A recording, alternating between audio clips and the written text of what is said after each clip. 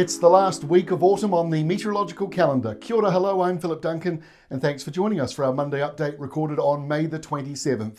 Well, there is a big change going on with our weather pattern at the moment. The big high, way over near Australia, finally is going to be tracking to our north, and what that will do is, over the next couple of weeks, it's going to change the weather pattern around New Zealand and Australia, and we'll probably notice a little bit more of the westerlies coming through from the Tasmania area.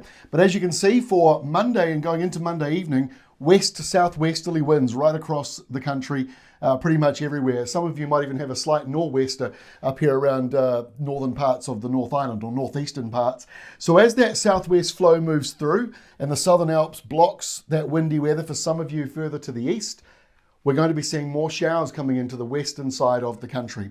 And you see this here with the next 48 hours of rainfall covering most of Tuesday and Wednesday.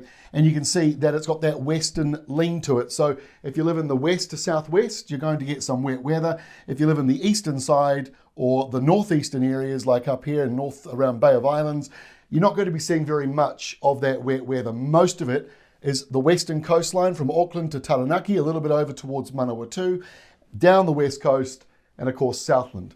So those are the areas that we'll see maybe anywhere between 10 to 40 millimetres of rain. In fact, some might even go a little bit higher than that if you get some of those heavy repetitive downpours. So Tuesday, windy westerlies blowing around the top of the country. They're not too strong, but they're still hanging around, and you got those showers coming through. The pale blue means light showers. The darker blue means a pulse of heavier showers coming in towards nighttime. As we get through to the temperatures, you can see most places in the north of the country are quite mild for this time of the year. It's not too bad getting to the 16s, but you drop down the island and the southern portion into the single digits still. Quite a good way of looking at it at the moment, because you can see quite obviously the further north you are, the warmer it is. So by Wednesday lunchtime, this is where the weather around the North Island gets a little interesting, because we've got this low off to the east here, which is developing and deepening. You've got a windy southeasterly driving in showers and cold weather along the eastern side of the South Island, a dusting of snow along these eastern ranges. But then on the other side, being pulled back towards that low, is this pulse of wind and rain. And so there'll be showers in here as well. Some will be a bit heavy and squally. We've got this system moving through. Now, it will change around a wee bit between now and Wednesday, but basically the north of the country gets downpours, colder weather, whereas the other end of the country, despite it still being a bit cold, your airflow is actually coming out of Australia.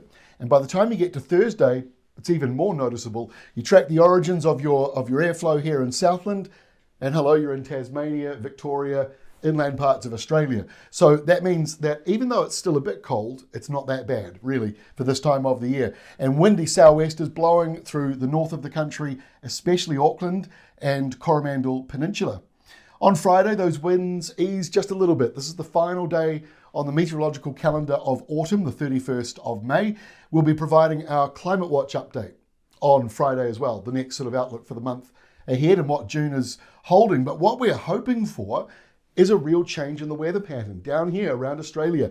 This high has been down here for a couple of weeks, and before that, his twin or her twin were south of Australia as well. So we've really had two really powerful highs that have dominated this part of the screen for the month of May. And as we go into the last day of the month, that high is to the north here, encouraging a milder west to northwest flow in across the country.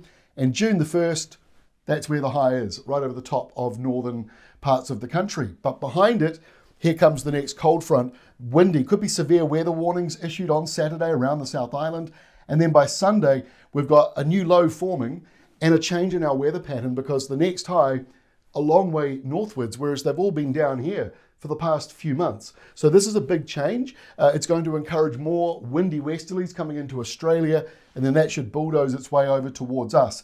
But I wouldn't get too excited just yet about any major changes to our weather pattern, because we still need to sort of go through a few weeks to see if this holds. You could easily get another high coming back a few weeks from now, back to the same spot. But for now, this is a bit of a change on what we've been seeing, and it does encourage on this coming weekend, fairly mild weather, to be honest with you, across the country. That's all from me. Our Australia only update also out today. We'll be taking a closer look at the big changes happening over there at the moment. So take a look at that if you're interested to see what that might mean for New Zealand as we go into the month of June. I'll see you tomorrow, otherwise on Tuesday with our next New Zealand update.